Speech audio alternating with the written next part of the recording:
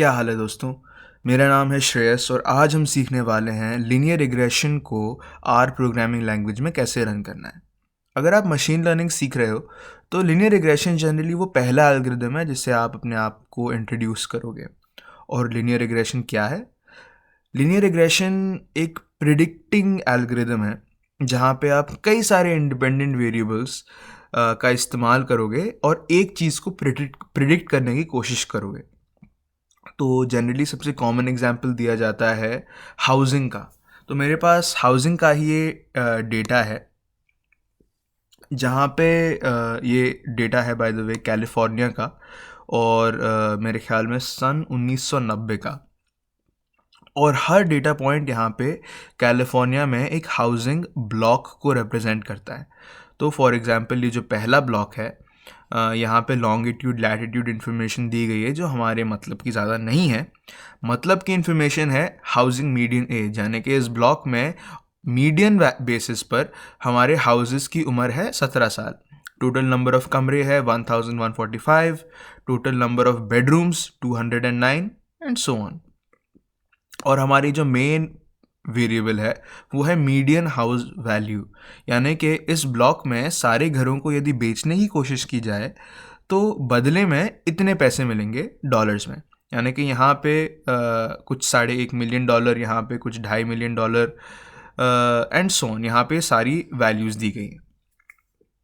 ठीक है, तो हम इस चीज़ को प्रिडिक्ट करने की कोशिश करेंगे इन वेरिएबल्स का इस्तेमाल करके। तो शुरुआत करते हैं लीनियर रिग्रेशन इन आर। सबसे पहले मैं क्या करूँगा, मैं स्ट्रक्चर कमांड का इस्तेमाल करके हमारे डेटा को खोल लूँगा। और बाय द वे मैं ट्रेनिंग डेटा का इस्तेमाल कर रहा हूँ। अगर आपको याद होगा पिछली वीडियो में हमने हमारे डेटा सेट को 80-20% के बेसिस पर ट्रेन और टेस्ट सेट में डिवाइड किया था। अगर आपको ये सीखना है तो आप मेरी पिछली वीडियो को जाके देख सकते हो, जिसका लिंक मैं डिस्क्रिप्शन में भी प्रोवाइड करूँगा। एनीवे, मैंने ये क्यों किया? मैंने ये यूँ किया ताकि मुझे मेरे सारे वेरिएबल्स की लिस्ट यहाँ पे ही दिख जाए। क्योंकि अगर आप अभी अगले स्टेप में देखोगे कि मुझे जब मॉडल बिल्ड करूँगा मुझे वेरिएबल्स के नेम्स की लिस्ट चाहिए होगी, नेम्स की इन्फॉर्मेशन चाहिए होगी। तो इंस्टेड कि मैं बार बार ये ट्रेन डेटा खोलूँ, यहाँ पे टैब पे जाके देखूँ अरे ये क्या नाम था इसका, मीडियन हाउस वैल्यू, अच्छा ठीक है, उसके बजाय मेरे ख्याल में ज़्यादा कन्वीनियंट है कि इन्फॉर्मेशन यहीं पर रहे। खैर, अभी हमारा पहला स्टेप ये है मॉडल को बिल्ड कैसे करना है। तो सबसे पहले हमें मॉडल का कोई नाम चाहिए। मॉडल का नाम कुछ भी हो सकता है, मैं मॉडल का नाम मॉडल ही रख रहा हूँ।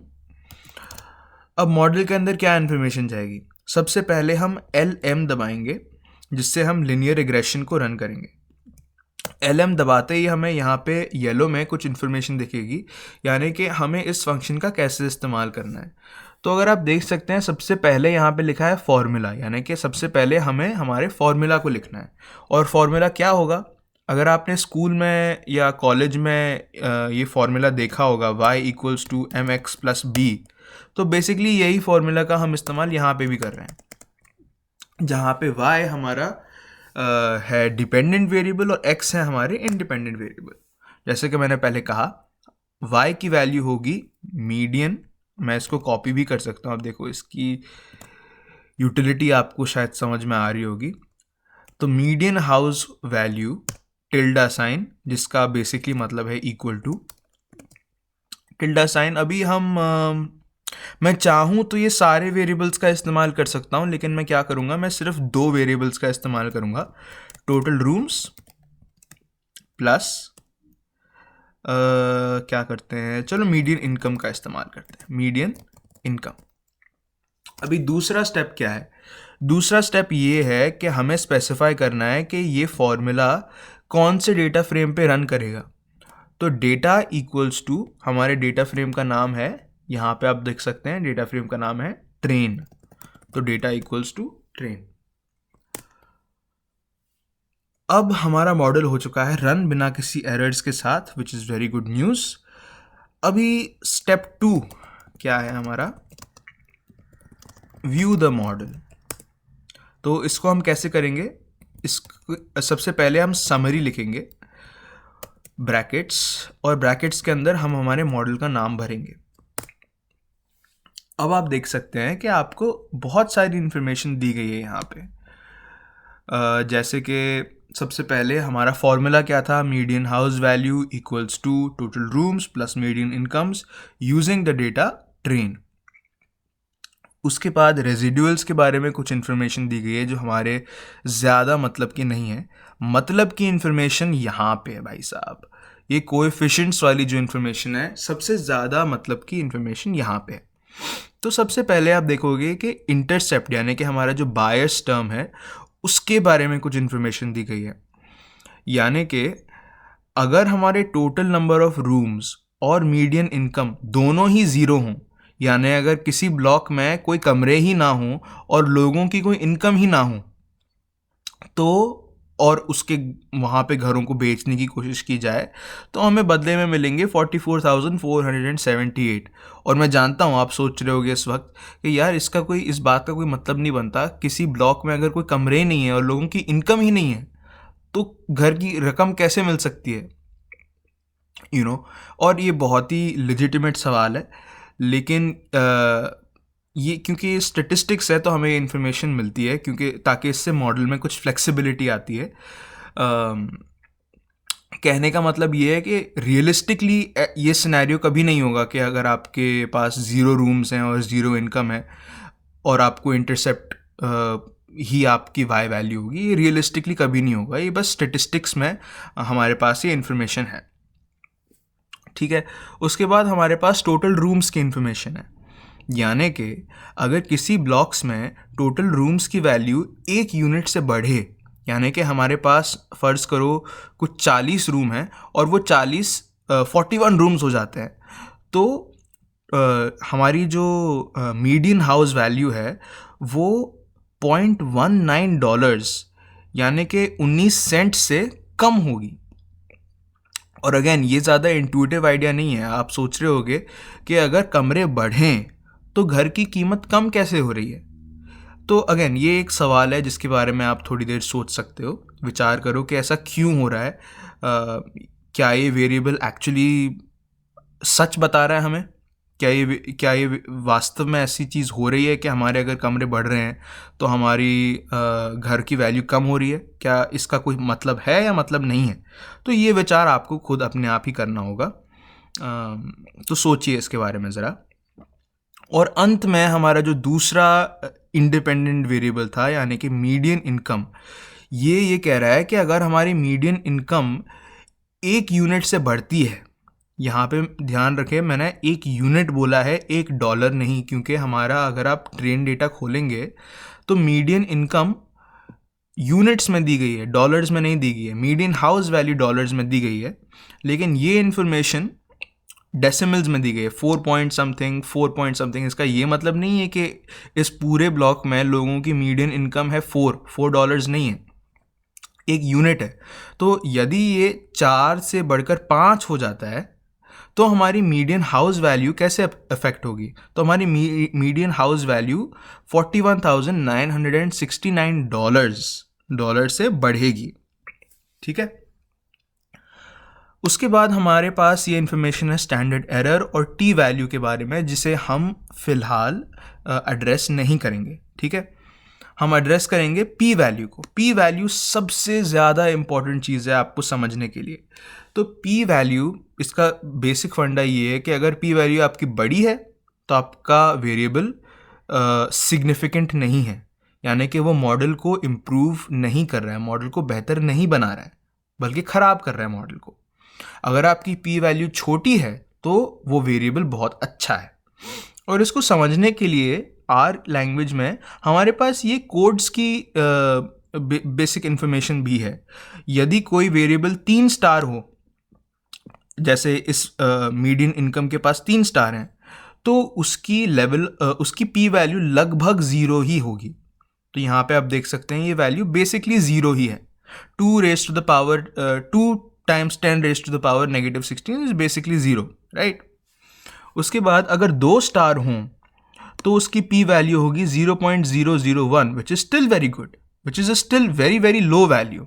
अगेन हमारा मकसद ये है कि हमारी पी वैल्यू कम से कम रहे और अगर ज़्यादा हो, जैसा कि हमारे पास टोटल रूम्स में हमारी पी वैल्यू है 0.5222, यानी, और ये सारी वैल्यूज़ परसेंटेज में दी गई हैं, तो ये परसेंटेज अगर आप कैलकुलेट करोगे तो 52% से ज़्यादा है ना। तो इसका ये मतलब है कि ये टोटल रूम्स की वैल्यू सिग्निफिकेंट नहीं है, तो इससे हम हमारे मॉडल से कर सकते हैं ड्रॉप। ठीक है। उसके बाद हमारे पास और इन्फॉर्मेशन दी गई है, जैसे कि हमारा रेजिडुअल स्टैंडर्ड एरर कितना है। स्टैंडर्ड एरर कम से कम हो उतना बेहतर है। आर स्क्वायर कितना है, यानी कि हमारा मॉडल हमारे टोटल डेटा का कितना परसेंटेज वेरिएबिलिटी एक्सप्लेन कर पा रहा है।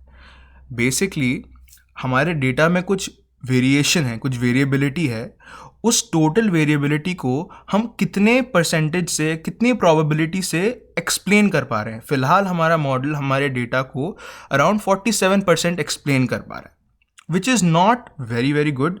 In fact it is not good at all. ये बहुत ख़राब नंबर है, तो हमारा मॉडल बहुत ही ज़्यादा ख़राब है इस वक्त। तो इसको इम्प्रूव करने के लिए बहुत सारे तरीके हैं, और मॉडल ऑप्टिमाइजेशन बहुत ही अपने आप में एक लोडेड टॉपिक है। तो इसके लिए मैं एक अगला वीडियो बनाऊंगा जहाँ पे मैं बेसिकली स्पष्ट करूँगा कि मॉडल को इम्प्रूव कैसे करना है।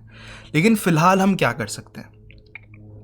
फ़िलहाल हम ये कर सकते हैं कि क्योंकि हमें पता है कि टोटल रूम सिग्निफिकेंट वेरिएबल नहीं है, क्योंकि इसकी पी वैल्यू बहुत हाई है, तो हम इस वेरिएबल को हमारे मॉडल से ड्रॉप कर देंगे। ठीक है।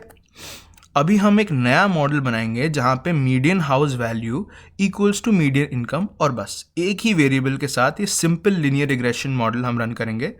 और उसके बाद फिर से हम समरी को क्लिक करेंगे, तो हमें ये इन्फॉर्मेशन मिलती है कि हमारे मॉडल में जितने भी वेरिएबल्स हैं, बायस टर्म और मीडियन इनकम, दोनों ही हाईली सिग्निफिकेंट है, क्योंकि इनकी पी वैल्यू इज़ बेसिकली 0।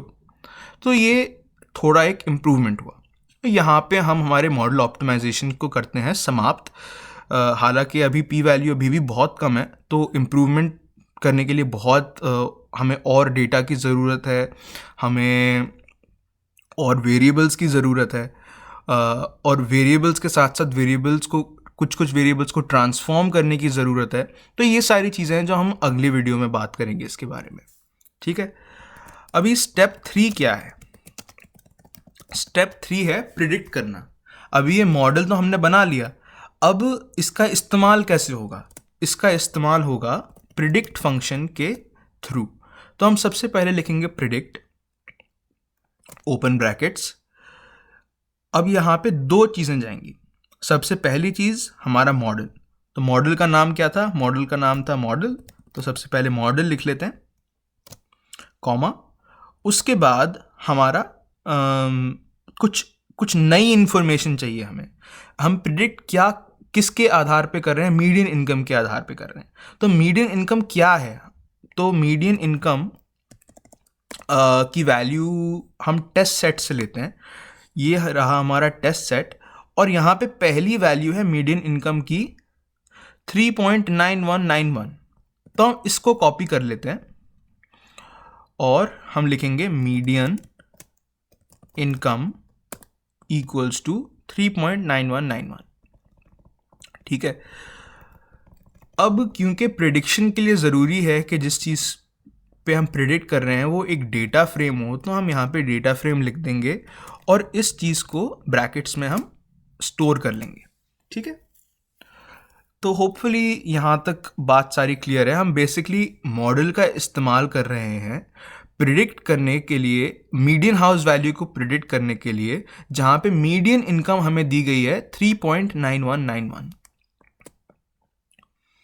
तो ये मॉडल का रिजल्ट आता है 2 मिलियन, क्या है ये, $2,08,442। तो अभी हम जाके टेस्ट सेट में देख सकते हैं कि हमारी वैल्यू सही थी, कितनी सही थी, कितनी गलत थी। तो हमें दिखता है कि वैल्यू बहुत ही ज़्यादा गलत थी। हम लगभग $1 मिलियन से ऑफ थे, विच इज़ ओके, क्योंकि हमारा मॉडल वैसे भी कोई ज़्यादा एक्यूरेट नहीं था। लेकिन यदि आप समझो कि मॉडल बहुत एक्यूरेट होता तो आप प्रिडिक्शन भी आपकी ज़्यादा एक्यूरेट होती। But that's okay. फ़िलहाल हमारा मकसद ये था कि हम सीखें मॉडल को कैसे बनाना है, जो हमने पहले स्टेप में सीखा, मॉडल को कैसे व्यू करना है और उसकी इन्फॉर्मेशन को कैसे इंटरप्रेट करना है, हमने वो भी सीखा। और फाइनली उस मॉडल का इस्तेमाल कैसे करना है, यानी कि उस मॉडल को प्रिडिक्शन में कैसे उसका इस्तेमाल किया जा सकता है, तो हमने तीसरी चीज़ ये भी सीखी। ठीक है, अगर आप चाहें तो आप मैन्युअली भी प्रिडिक्शन लिख सकते हो इस फॉर्मूला का इस्तेमाल करके, जहाँ पे आप बायस टर्म को लिखोगे, bias term plus median income times x value. तो आप मैन्युअली भी कर सकते हो बेसिकली इस चीज़ को कैलकुलेटर का इस्तेमाल करके। लेकिन अगर आपके पास बहुत सारे वेरिएबल्स हैं फॉर एग्जांपल, तो मैन्युअली करना शायद थोड़ा मुश्किल हो जाए। तो इसीलिए आप ये डेटा डॉट फ्रेम ब्रैकेट्स में जो भी इंफॉर्मेशन यहाँ पे है वो वैल्यू आप यहाँ पे लिख के आपको एक प्रिडिक्शन मिल जाएगी। तो दोस्तों यहाँ पर मैं करना चाहूँगा इस वीडियो को समाप्त। मेरी आशा है कि आपको कुछ सीखने को मिला होगा इससे। अगर आपके कोई भी सवाल हैं तो आप निश्चिंत होकर एकदम कमेंट सेक्शन में वो लिख सकते हैं, और मैं जल्द से जल्द कोशिश करूँगा कि उन सवालों का जवाब भी दे सकूँ। तो देखने के लिए बहुत बहुत शुक्रिया दोस्तों, और until next time, take care, bye bye.